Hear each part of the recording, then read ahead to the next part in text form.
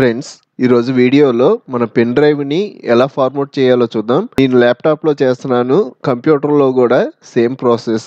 ఈ వీడియోలోకి వెళ్ళే ముందు ఒక లైక్ అయితే ఖచ్చితంగా చేయండి. మనం పెన్ డ్రైవ్ని కనెక్ట్ చేయడం ఒక అడిషనల్ డ్రైవ్ వచ్చుద్ది. నేను దిస్ పీసీలోకి వెళ్ళాను అనుకోండి, నార్మల్గా నాకు ఇక్కడ 4 డ్రైవ్స్ కనబడుతున్నాయి కదా. ఇప్పుడు నేను పెన్ డ్రైవ్ కనెక్ట్ చేయడం ఒక అడిషనల్ డ్రైవ్ అనేది యాడ్ అవుద్ది.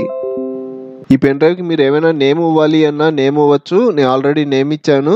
ఈ నేమ్ ఎలా ఇవ్వాలి అంటే రైట్ క్లిక్ చేసాము అంటే ఇక్కడ రీనేమ్ అని ఉంటుంది. ఇక్కడ క్లిక్ చేసి మీకు నచ్చిన నేమ్ ఇవ్వచ్చు. నెక్స్ట్ మనకి కింద స్టోరేజ్ చూపెట్టుద్ది. మీరు ఈ పెన్ డ్రైవ్ లోకి వెళ్ళారు అనుకోండి, ఇక్కడ నాకు వీడియో ఫైల్స్ ఉన్నాయి, జేపీజీ ఫైల్స్ ఉన్నాయి, అలాగే పీడిఎఫ్ ఫైల్స్ కూడా ఉన్నాయి. ఈ ఫుటేజ్ అంతా నాకు అవసరం లేదు, ఫార్మాట్ అయిపోవాలి అంటే అసలు మనం ఫార్మాట్ ఎప్పుడు చేస్తాం? మనకి పెన్ డ్రైవ్ లో ఉన్న డేటా మనకు అవసరం లేదు, నాకు కొంచెం పెన్ డ్రైవ్ వైరస్ వచ్చి స్లోగా రన్ అవుతుంది అన్న టైంలో ఫార్మాట్ చేసుకుంటాం. మనకి పెన్ డ్రైవ్ కి వైరస్ వచ్చిందని ఎలా తెలుసుద్ది అంటే మనం పెన్ డ్రైవ్ కనెక్ట్ చేయడం మన స్క్రీన్ కొంచెం బ్లింక్ అవుతున్నట్టుగా, అలాగే మనకి ఆటోమేటిక్ గా పెన్ డ్రైవ్ లో ఫైల్స్ క్రియేట్ అవుతూ ఉంటాయి, అలాగే హైడ్ అయిపోతూ ఉంటాయి.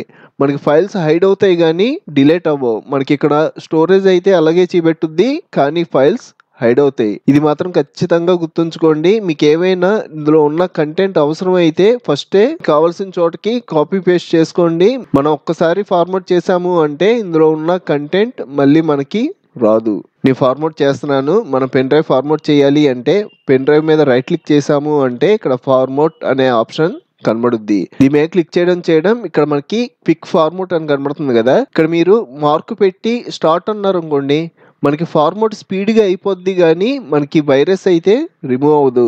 నాకు కొంచెం టైం పట్టినా పర్లా, నా పెన్ డ్రైవ్ లో ఉన్న వైరస్ మొత్తం రిమూవ్ అయిపోవాలి అంటే ఇక్కడ క్విక్ ఫార్మాట్ అని ఉంది కదా, ఈ ఆప్షన్ తీసి స్టార్ట్ అనండి. ఇంకా పైన ఉన్న ఆప్షన్స్ ఏమీ మార్చక్కర్లా, స్టార్ట్ అంటున్నా. ఇక్కడ మనకు ఒక డైలాగ్ బాక్స్ డిస్ప్లే అవుద్ది. ఇందులో ఉన్న కంటెంట్ అంతా ఎరేజ్ అయిపోద్ది అని ఒక వార్నింగ్ వచ్చుద్ది. నాకు ఎరేజ్ అయిపోయినా పర్లా, నా పెన్ డ్రైవ్ ఫార్మాట్ అవ్వాలనుకోండి, ఓకే అనండి.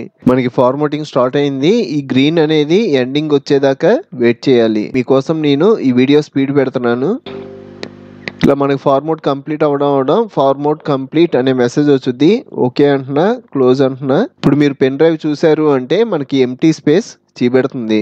ఈ పెన్ డ్రైవ్ లోకి వెళ్ళినా కూడా మనకి ఎటువంటి డేటా అనేది ఉండదు, మొత్తం డిలీట్ అయిపోద్ది. ఇందులో మీరు ఏమైనా ఫైల్స్ కాపీ పేస్ట్ చేసుకోవాలి అన్నా చేసుకోవచ్చు. ఇప్పుడు ఒక వీడియో, ఫోటో ఉంది కదా, ఈ రెండు కాపీ పేస్ట్ చేస్తున్నా. కంట్రోల్-C, పెన్ డ్రైవ్ లోకి వచ్చి కంట్రోల్-V.